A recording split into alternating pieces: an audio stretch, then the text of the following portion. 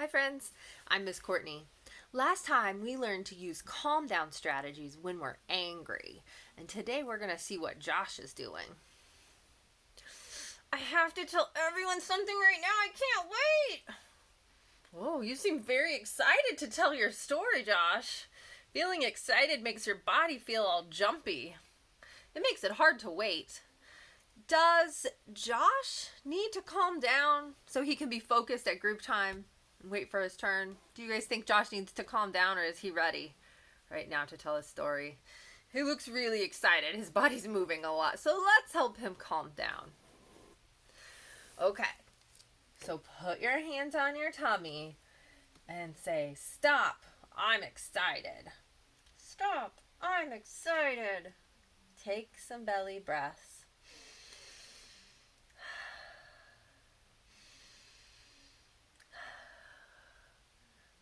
Okay. Are you calmer now, Josh? You seem ready to tell your story. I'm ready. Yesterday, I really wanted to go outside. I had to wait for everyone to put their coats on, but I couldn't wait. I was jumping all around and being noisy. You said I was feeling excited and you helped me calm down so I could wait better. Then you taught me another way to wait. Oh, yeah. I said counting helps you wait. You can count everyone who's ready. You can count red things in the room. You could count blue things in the room. What would you like to do while you wait? What would you like to count while you wait? I decided to count all the red things in the room. Before I got to 10, everyone was ready. Counting really helped me wait, so I really wanted to tell everyone about counting. What are some other things you could count next time you have to wait? Oh, you could count the different colors that you see in the room. Maybe you could count lights in the room. Yeah, you can count something to wait. When you all know how to wait calmly, it helps everyone in our class. And now we're going to learn a song about waiting, and it's called The Waiting Song. Come on, little doggy, let's get on down the trail.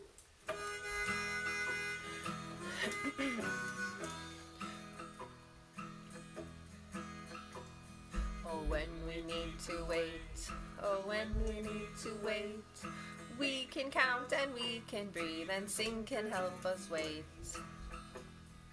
Count out Loud to 6, 1, 2, 3, 4, 5, 6. Then we take a belly breath and sing to help, us wait. we're waiting to Go outside. 1, 2, 3, 4, 5. We can count and we can breathe and sing to help us wait. So those are some things you can do to help yourself wait. You can count, you can sing, you can breathe. So I hope you've learned a new strategy for waiting, because it can be hard for everyone. Now, we are going to meet another friend, and this friend is named Olivia. And Olivia is standing right here. It's almost time to eat lunch. She's waiting in line to wash her hands, and she can't stay still. She keeps hopping on one foot. She bumps into other children and gets out of line. How do you think Olivia's feeling? What do you think she's feeling right here? Maybe excited? Yeah, happy? Maybe impatient and a bit silly? Yeah. Do you think Olivia needs to calm down, or is she ready to wash her hands and go to lunch? She probably does need to calm down. If she's hopping on one foot and bumping into her friends, her body is not ready to be in line. So, what would Olivia need to do to calm down? These calm down steps? Yeah. So she could put her hand on her tummy and say, "Stop." She could name her feeling and say, "I'm excited," and take some belly breaths. That's a way that Olivia could calm down. Thank you. Yesterday we learned that counting things helps you wait. What could Olivia count? She could count the blue things in the room, the red things in the room, the green things in the room, the number of lights, the number of kids. There's so many things that she could count to help herself wait. Olivia decides to count to calm down. First, she counts the children waiting in line with her. Then she decides to count the blue things. Oh, let's count these kids in line with her. 1, 2, 3, 4, 5. There are 5 kids waiting in line. Then she decides to count blue things. She counts 10 by the time it is time to wash her hand. Counting things helped her calm down and wait, and it was fun. Yeah, and we learned that quietly singing to ourselves and breathing are also ways that we can wait. I want to read you a story, and it is called Fish is Fish by Leo Leone. At the edge of the woods there was a pond, and there was a minnow and there a minnow and a tadpole swam among the weeds. They were inseparable friends. That means they didn't like to be apart. They were not separated. They were together always. One morning, the tadpole discovered that during the night he had grown 2 little legs. "Look," he said triumphantly. "Look, I am a frog." "Nonsense," said the minnow. "How could you be a frog? If only last night you were a little fish just like me." They argued and argued until finally the tadpole said, "Frogs are frogs and fish is fish, and that's that." In the weeks that followed, the tadpole grew tiny front legs, and his tail got smaller and smaller. Oh.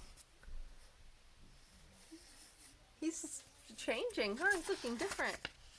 And then one fine day, a real frog now, he climbed out of the water and onto the grassy bank. The minnow, too, had grown and had become a full-fledged fish. He often wondered where his 4-footed friend had gone. But days and weeks went by, and the frog did not return. Then one day, with a happy splash that shook the weeds, the frog jumped into the pond. "Where have you been?" the fish asked excitedly. "I have been about the world, hopping here and there," said the frog, "and I have seen extraordinary things." "Like what?" asked the fish. "Birds," said the frog mysteriously. "Birds." And he told the fish about the birds, who had wings and 2 legs and many, many colors. The fish is imagining birds to be partly like a fish, but with the wings and the feathers and the feet. As the frog talked, his friend saw the birds fly through his mind like large feathered fish. "What else?" asked the fish impatiently. "Cows," said the frog. "Cows! They have 4 legs, horns, eat grass, and carry pink bags of milk."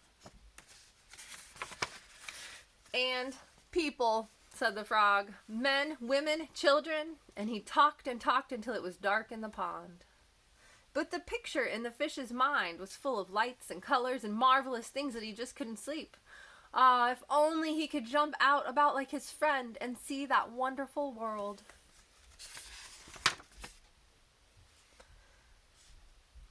He's imagining what it would be like to be with all of these creatures that Frog has seen.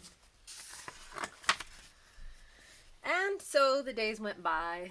The frog had gone, and the fish just lay there dreaming about birds in flight, grazing cows, and those strange animals all dressed up that his friend called people.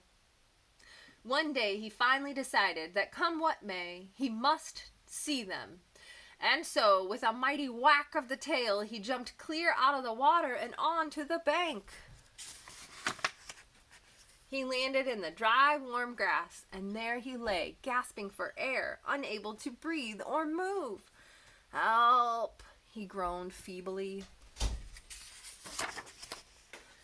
Luckily, the frog, who had been hunting butterflies nearby, saw him, and with all his strength pushed him back into the pond. Still stunned, the fish floated about for an instant. Then he breathed deeply, letting the cool, clean water run through his gills. Now he felt weightless again, and with an ever so slight notion of the tail, he could move to and fro, up and down, as before. The sun rays reached down within the weeds and gently shifted patches of luminous color.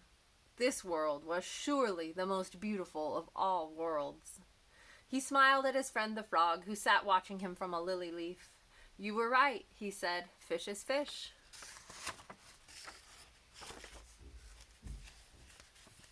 Thanks for being here. I'll see you next time. Bye.